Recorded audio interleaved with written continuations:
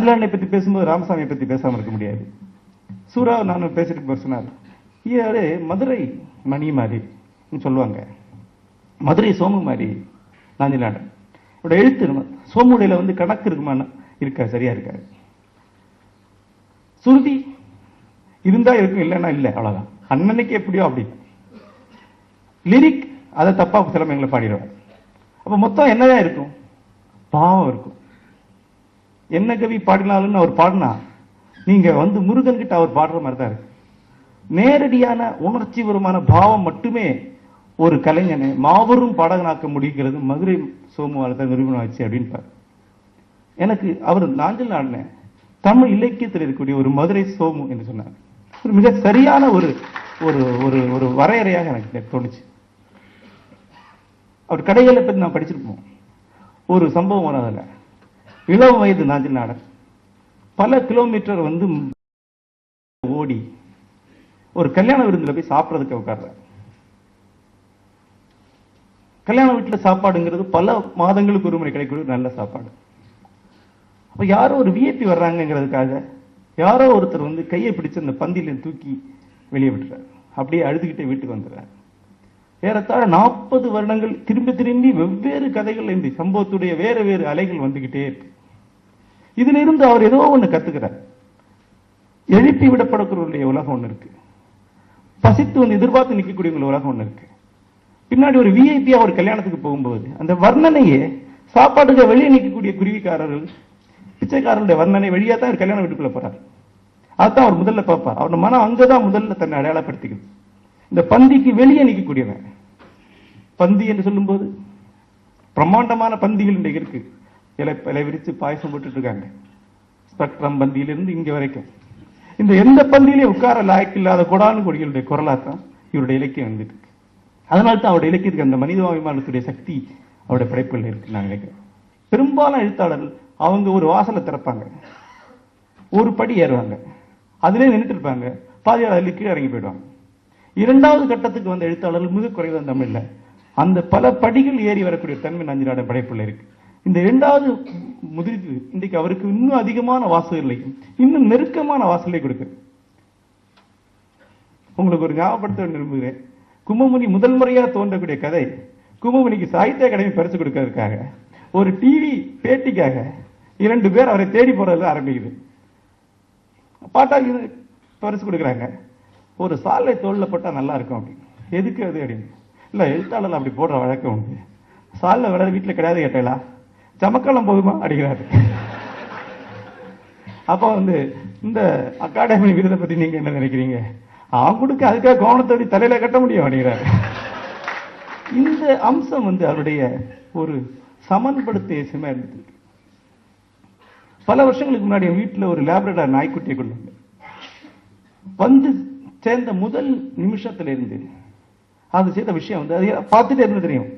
நாய் பிரியர்களுக்கு நான் சொல்லக்கூடிய சொல்ல வேண்டியதில்லை. ஒரு செகண்ட் கூட அது சும்மா இருக்க முடியாது. ஒரு ஃபிளேம் வந்து நிக்க முடியாது இல்ல, அது இப்படிதான் இருக்கும். அதே மாதிரி அது வந்து வளைஞ்சு திரிஞ்சு மொத்த வீடையும் நக்கி பார்த்துருது, வீட்டு மூளைகளை நக்கி பார்க்குது. ஒரு கடத்தில் ஷீக் வந்து இந்த வீட்டுல நான் எத்தனை வருஷமா குடியிருக்கேன், நான் கூட இதை நக்கி பார்த்து கிடையாது. இந்த படிப்படி எப்படி ருசியா இருக்குன்னு எனக்கு தெரியாது, இந்த கீழ்ப்படி என்ன ருசின்னு தெரியாது. ஆனா இதுக்கு தெரியும், சுத்தமா காம்பவுண்ட் எல்லாத்தையும் நக்கி போயிடுச்சு. அது நாக்கு வழியாக உலகத்தை அறியக்கூடிய ஒரு பார்வை ஒன்று இருக்கு. ருசி என்று ஒன்று இருக்கு, காசியோட ருசி ஒன்று இருக்கு, நாகர்கோவிலோட ருசி ஒன்று இருக்கு, திருநெல்வேலி ருசி ஒன்று இருக்கு.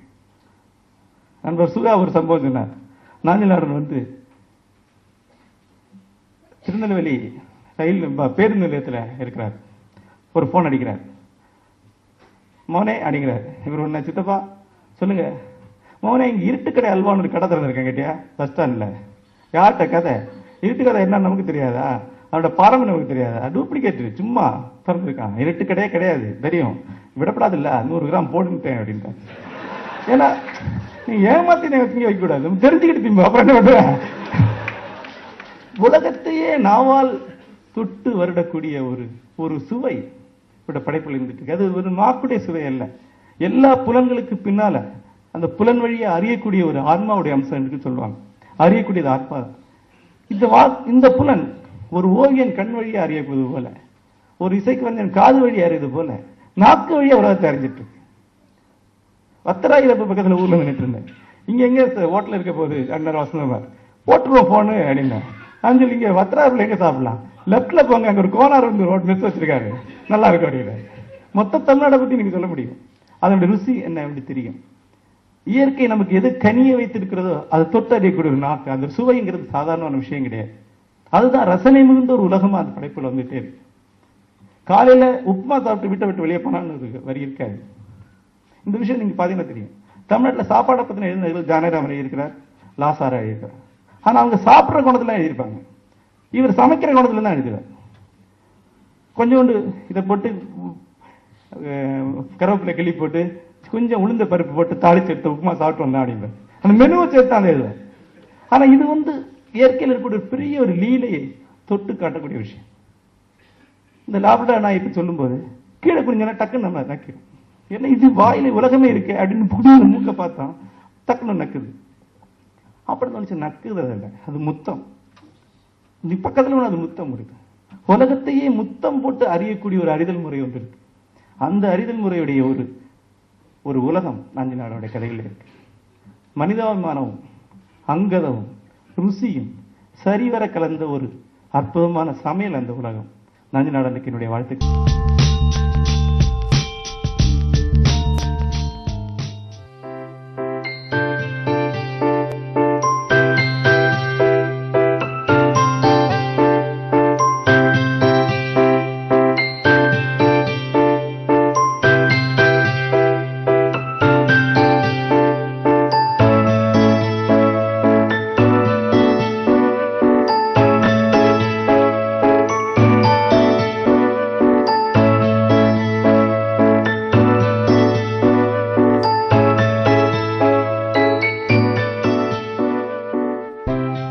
முதல் கவலை பேசிக்கிட்டு இருக்கிறபோதே வேட்டியை வந்துருமாங்கிறது.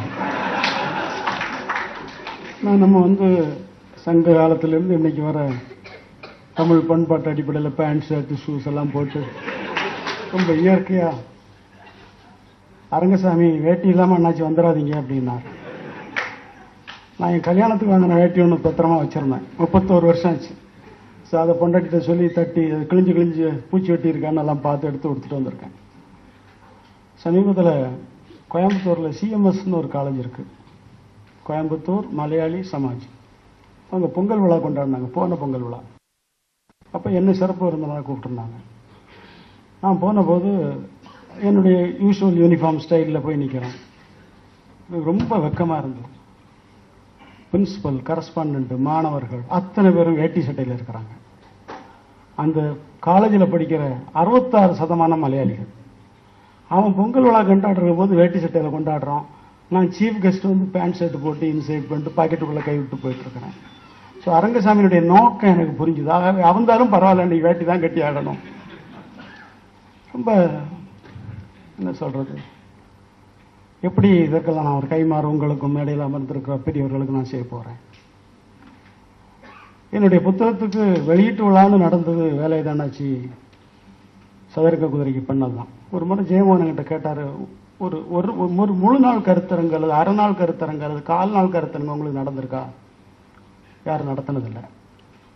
சமீபத்தில் ஆமாதவனுக்கு ஒரு பரிசு வழங்குற நிகழ்ச்சி கோயம்புத்தூர் நடந்த போது அவருக்கு இதுவரைக்கும் ஒரு வெளியீட்டு விழா, ஒரு கருத்தரங்கு, ஒரு மதிப்புரை, ஒரு அறிமுகம் இதுவரைக்கும் நடந்ததில்லை.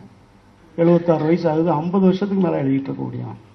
ஆனால் நீங்கள் இப்போ பத்திரிகைகளை பார்க்குறது தெரியும் யார் யாருக்கு என்ன கருத்தரங்கு, என்ன புத்தக வெளியீட்டு விழா, என்ன அமர்க்களங்கள் நடக்குது. அப்போதான் பார்த்தேன், அன்னைக்கு மணிரத்னம் 1:15 மணிக்கு வந்தார், 5 மணிக்கு தான் கூட்டம். எங்களுக்கு பொட்டல சோறு வாங்கி கொடுத்தாரு அரங்கசாமி.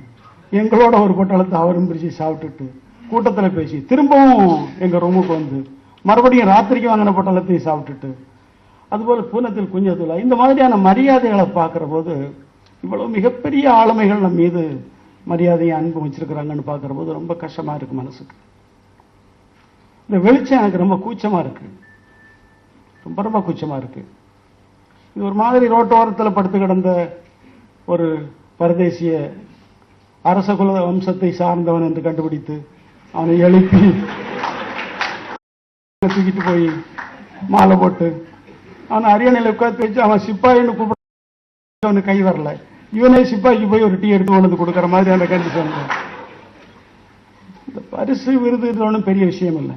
இந்த 10 நாட்களில் நான் 3000 கால்ஸ் அட்டன் பண்ணியிருப்பேன். குறைஞ்சது 600-700 எஸ்எம்எஸ்க்கு பதில் போட்டிருக்கேன். அடுத்த மாதம் என்ன பில் வரப்போதோ கடவுள் காட்டு.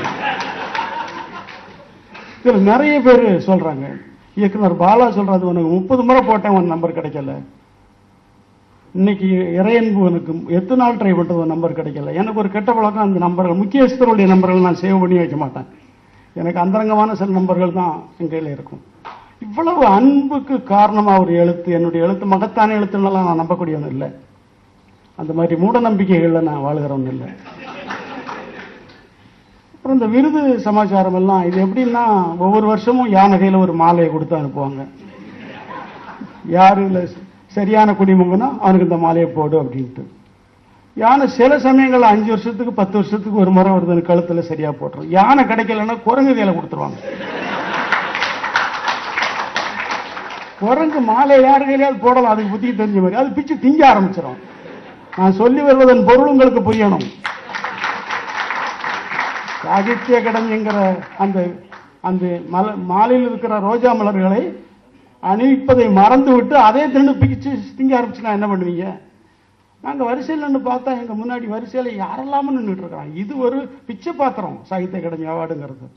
லேட்டா கிடைச்சுன்னு நிறைய பேர் சொல்றாங்க. நான் காலையில் ஜெயமோகன் சொன்னேன், 10 வருஷம் முன்னாடி கிடைச்சா வெறும் 15,000 தானே, இப்போ 1 லட்சம் கொடுக்குறாங்கல்ல. எப்படி வருத்தப்படுறதுக்கு என்ன இருக்கு?